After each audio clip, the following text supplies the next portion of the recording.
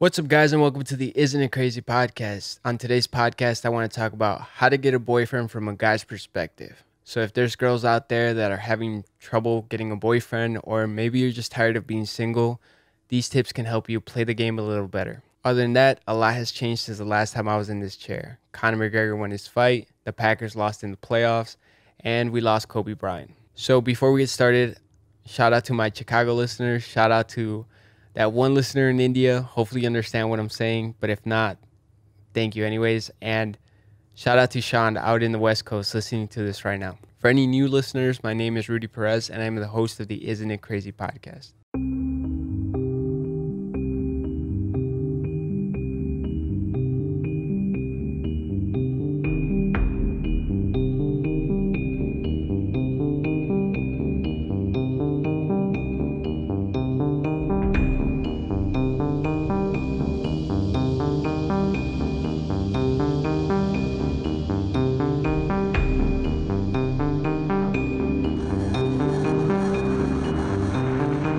Okay, so the reason I want to talk about how to get a boyfriend from a guy's perspective is because I log into Facebook and I see a bunch of girls saying, I'm single because of this, I'm single because of that, and I'm yet to find a legitimate reason to why you think you're single.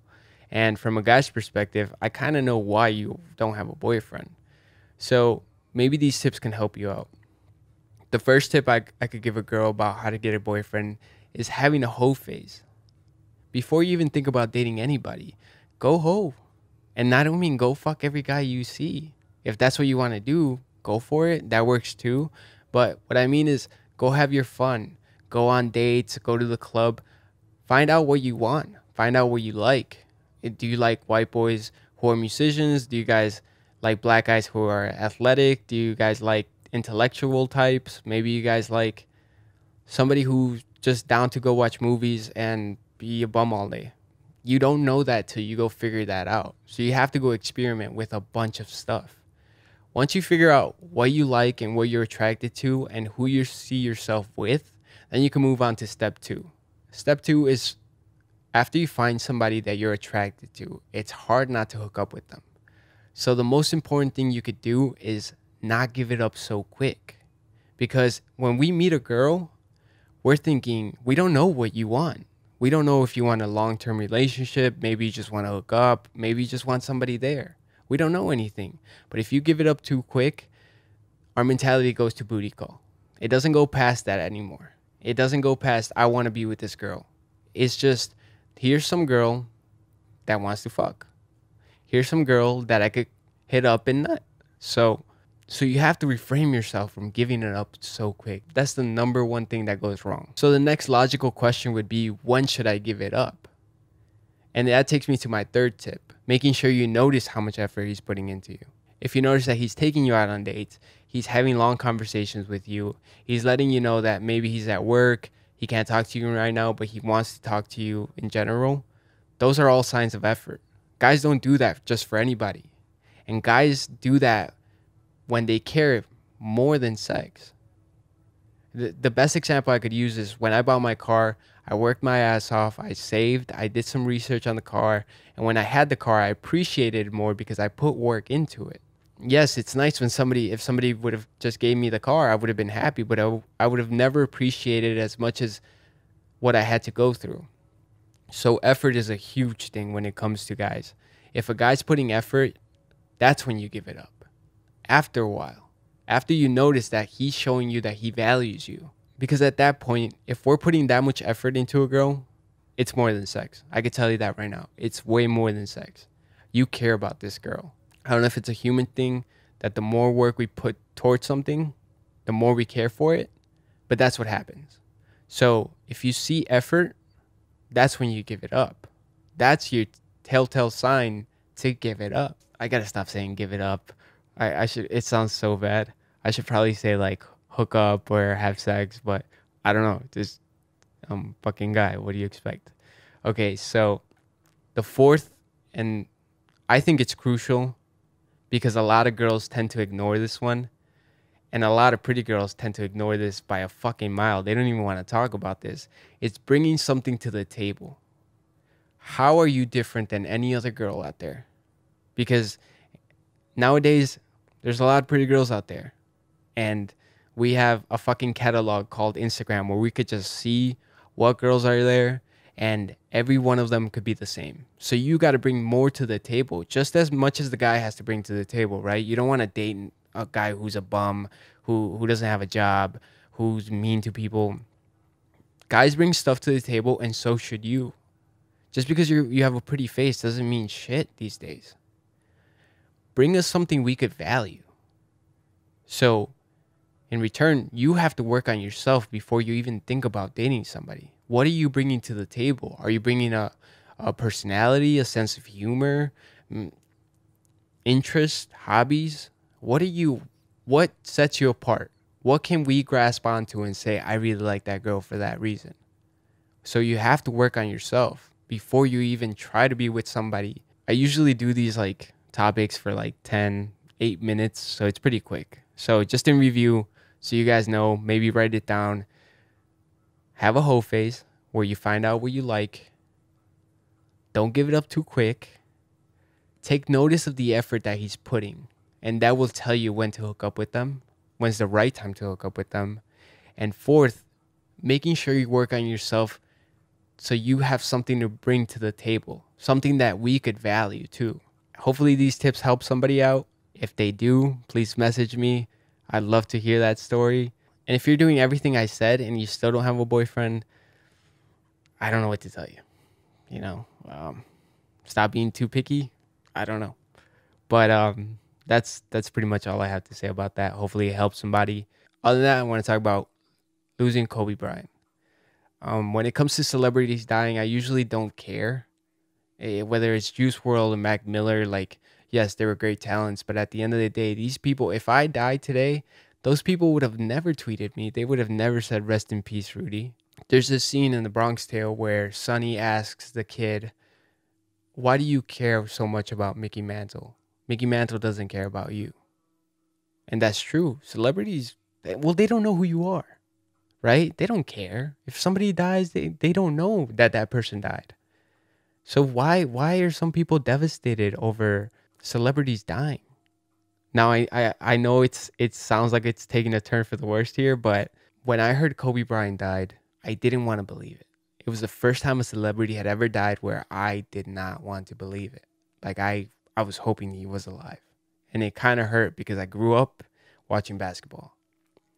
But the thing about Kobe is that it doesn't matter if you watch basketball. It doesn't matter if you know who the teams he beat in the playoffs or how many championships he won. The thing about Kobe is that he showed the world that at the end of the day, it doesn't matter how rich or important, or it doesn't matter who you are. There's a saying that says no amount of money has ever bought a second of extra time. And Kobe is a reminder that when it's time to go, it's time to go. Death does not care about your plans or your kids or your family. When it's your time, you're going to go. It's sad to see Kobe go, but at the end of the day, his last message to the world was that we're all going to die. And some people think you're never going to die.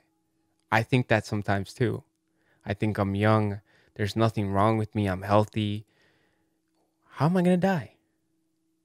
It's this invincibility thing that we lie ourselves to. Maybe just so we don't get scared. Maybe the thought of death all the time would freak us the fuck out. So we kind of lie to ourselves. But when somebody like Kobe dies, it reminds everybody that we're all going to die. So you have to take risks in your life. You have to live a good life. The fact that I'm going to die one day is the reason why I'm sitting here talking to you guys. Because I don't want to live my life thinking that one day I'm going to die and I'm going to regret not doing the things I wanted to do. So if Kobe reminds you of anything, is that one day you're going to die. It doesn't matter who you are. It doesn't matter how special you are to people or how much money you have. The poor person is going to die. The rich person is going to die. So you have to remind yourself that every single day, that one day you're going to die. So you might as well be doing all the shit you want to do. Because if you don't, one day that time's going to come. Death is going to be knocking at your door and you're not going to want to open it because you're regretting. You're like, damn, I should have done this. I should have done that. I don't want to go now.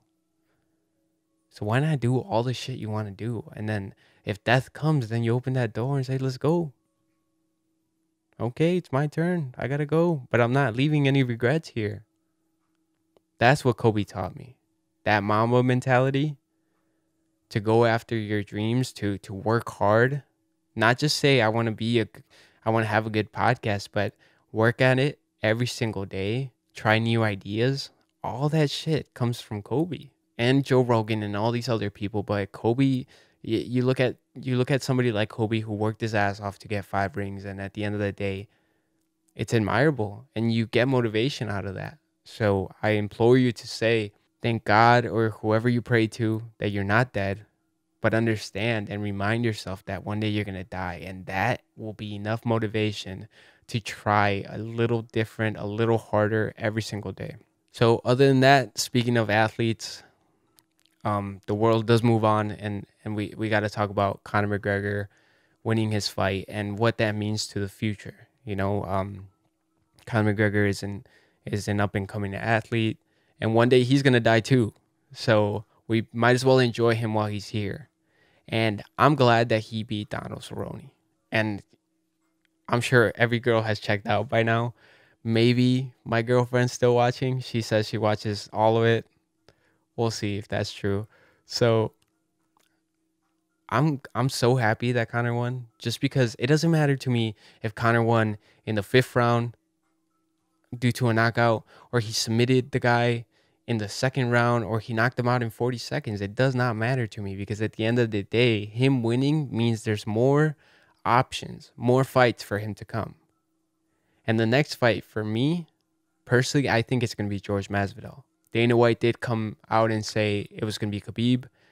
I don't believe that for a second. Khabib's going to fight Tony Ferguson. After that, he's going to Ramadan, which is a Muslim holiday.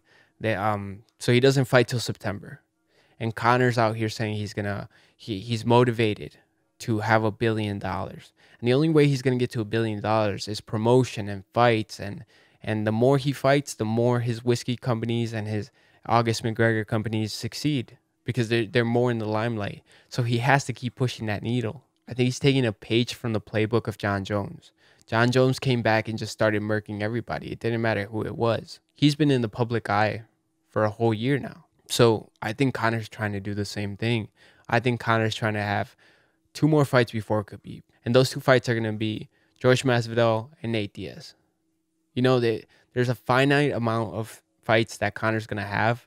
And the only fights that matter would be that George Masvidal, BMF title, the rubber match between Nate Diaz, and the redemption match against Khabib. And then you ride out into the sunset, right? End the year with a bang. After that, if he were to fight those 3 people, nobody else matters.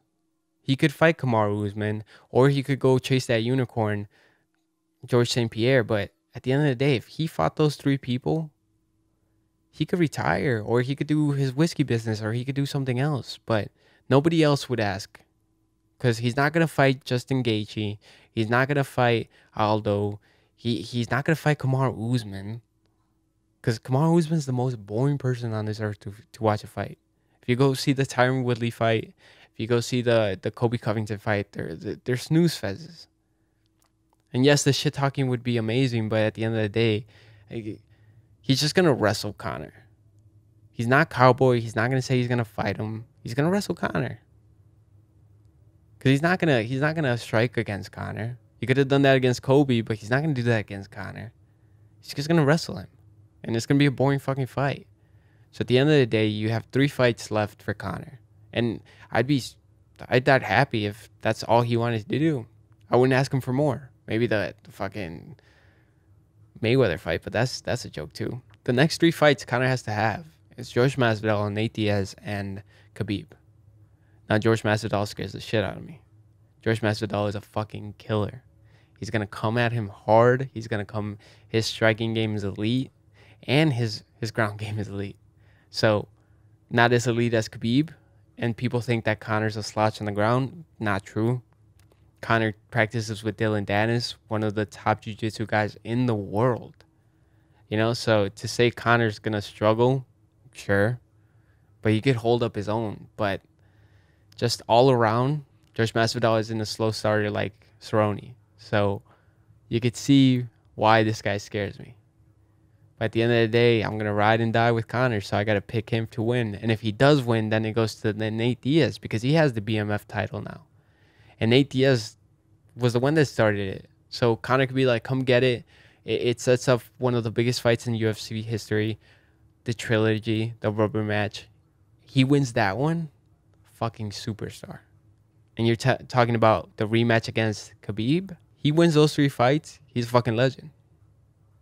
Nothing else to prove. No more titles to chase. He's done it all. He's won at different weight classes. He's beat the best of the best in the UFC. The best promotion out there. Nothing else to say. So hopefully that happens. Hopefully he wins all 3. Nothing would make me more happier than that. Is there obstacles in each of those fights? Yes. And when those fights come, I will talk about them. But at the end of the day, that's what I hope happens. I hope he has his season. I hope these fights elevate him to that $1 billion because that's what's motivating him right now, to get to that $1 billion. He understands to get $1 billion, he's going to go through the fight game. He has to go through the fight game. So people thinking he's going to wait till September, no. He has to keep pushing that needle. I see him coming back in March or maybe June against Masvidal. And then he could choose between Khabib and Nate. But at the end of the day, it's his choice, you know, and he just has to win, whether it's in the 5th round, 2nd round, or 1st round. Hopefully that happens. And for my pick in the Super Bowl, it's super quick because I don't even want to talk about that. I'm going to go with the 49ers. I just think their lines are way better, offense and defense, and hopefully they win. Bet on that. And thank you for watching. I don't want this to run too much. I got a lot of work to do, so I appreciate all the support. I appreciate the nice comments. I appreciate when somebody notices my effort. It all means so much to me. So if you liked what I said, please like and subscribe, and see you in the next one.